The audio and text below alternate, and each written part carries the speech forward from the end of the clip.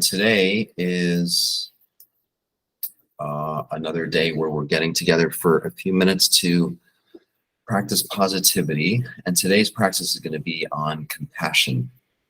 And I want to distinguish empathy and compassion are oftentimes words that get interchanged, and they actually mean, at least in my world, they mean two very distinct things. So we hear about empathy burnout, especially from first responders or nurses or folks in healthcare that are just around people that are suffering or are sick or are hurting. And so in that sense, empathy is this capacity that we have as human beings to feel with another, or that we can share the feelings of another. So when we look at this picture, I don't even need to know what her name is, what the circumstance is. I can tell based on all of these cues that I'm picking up that she is feeling sad. There's really heaviness to her energy, a lethargy. So my capacity to feel empathy towards her is literally just that. I can feel into her experience and realize that, yeah, she's probably having a hard time. Now, compassion, on the other hand, adds in another layer. So yes, we have the ability to feel with and recognize someone else's suffering.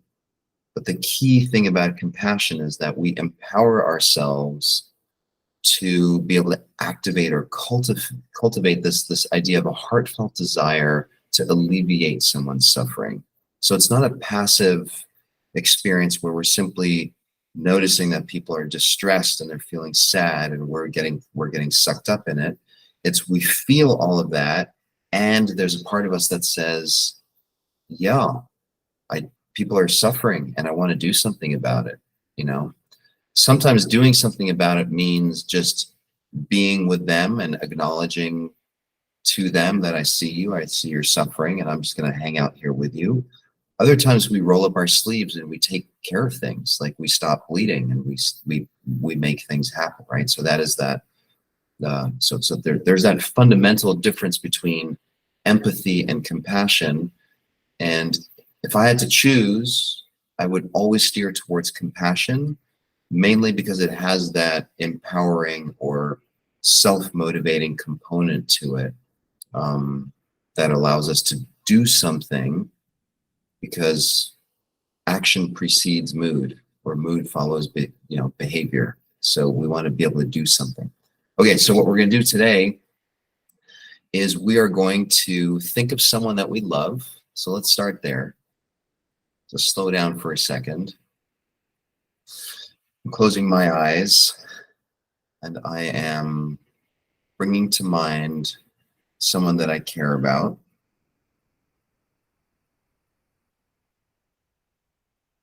I can picture them. I can feel what it's like to be in her presence.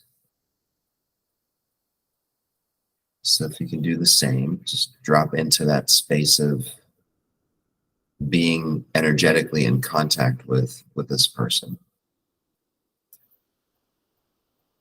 And now I want you to imagine either writing this letter. So if you have something to write, that would be great, because I think it will make it more specific. If you don't have something to write, you can also just do this mentally, but just know it's probably not as effective as if you were writing it. So you would write a letter to this person, where you say, "Dear," fill in the person's name. And then I want you to see them struggling with something in their life. And I want you to list just the factual observations. I see you're struggling with your relationship with your son. I see you're struggling with, the amount of stress and pressure that you're experiencing at work. I see you're struggling with physical pain, emotional pain, whatever it might be. But this first step is for you to actually connect with what it is that they're experiencing and feel it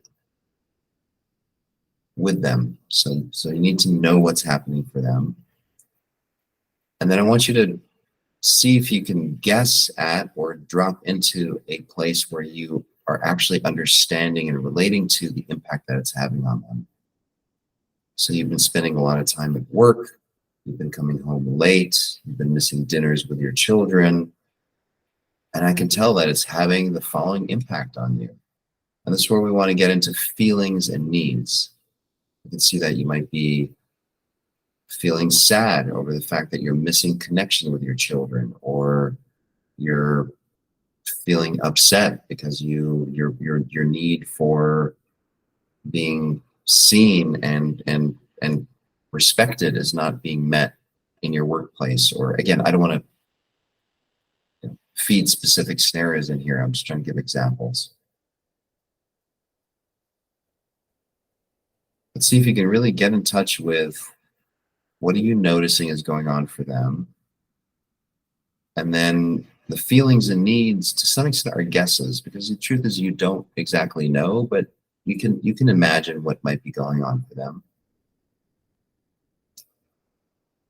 And now maybe list out some of the things that they've been trying to do. And, given these things that are going on, given how they're leaving you feeling and the needs that aren't being met, I can see that you've been trying to do A, B, and C to address this.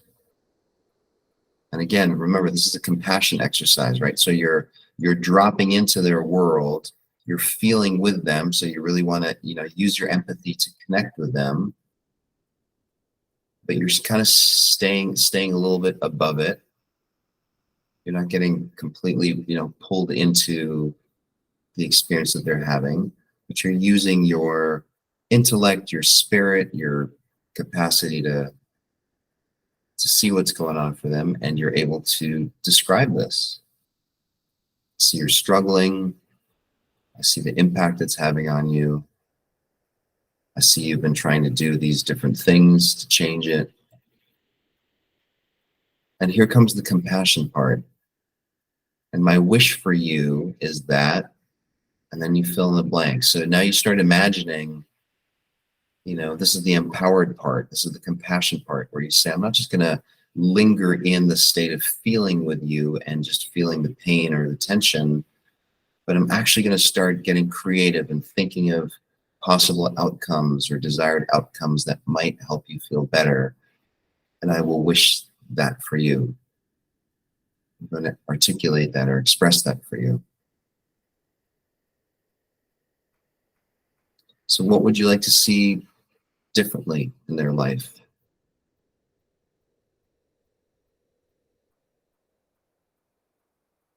This person that you love who's struggling, you can see the impact it's having on them. You can see how they're trying to do things to extricate themselves from the situation. And at the end of the day, all you can really do is show up for them and say, what I wish for you is that, fill in the blank.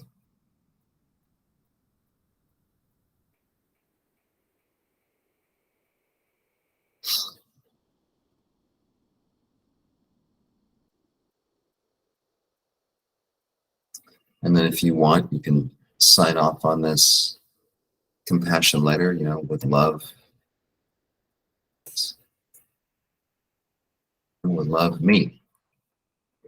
Now you can write this down and share it with someone or not. It doesn't really matter. As always, the most important thing is that you're going through the experience, and that you're doing it somewhat systematically to really get clear within yourself about what is it that you're noticing, what are you imagining the person is feeling, what could be different. And then the empowering part, this is why it's compassion and not just empathy, is that you're actually clear about how you would wish things to be different for them.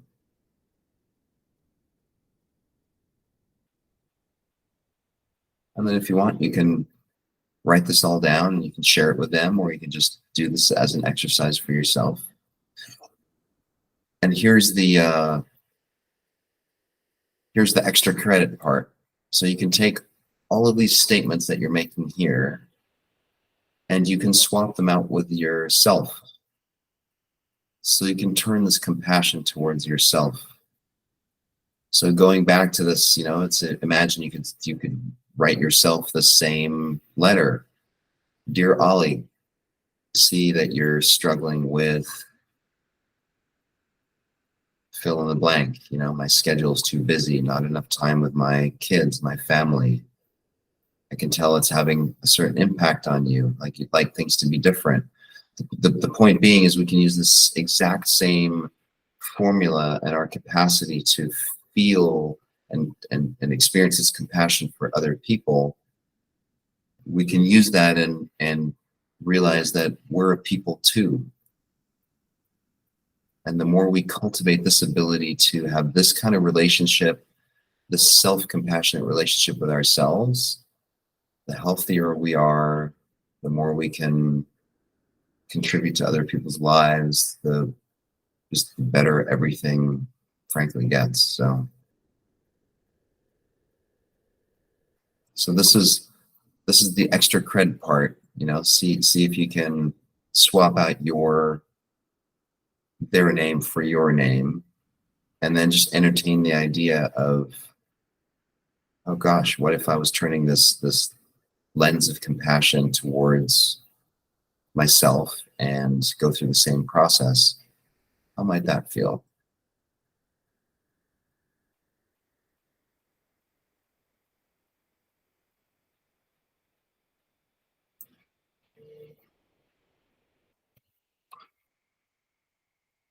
Okay, so again, this is one of these exercises that you can do on your own as many times as you want. As far as I can tell, there's no harm in doing that. That wraps it up for today. Tomorrow we'll get together and we'll do a gratitude practice. I hope this was helpful. If you want to stick around and explore and chat, happy to do so for a few, but otherwise I'll plan on seeing you tomorrow, and hope this was helpful. Thank you, Oli. That was great. Thank you. Thank you, Oli. Take care, everyone. Yep, good to see you.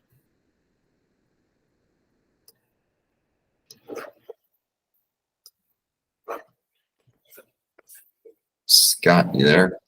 Thanks, Oli. Yeah, I am here. Everybody? I couldn't think of anybody that I loved, so I actually did it to myself right out of the gate. So Right on. Yeah. How you doing, man? I'm doing okay. I doing a major medication transition today, where I stopped taking Cymbalta and now I'm just taking Prozac. Yeah.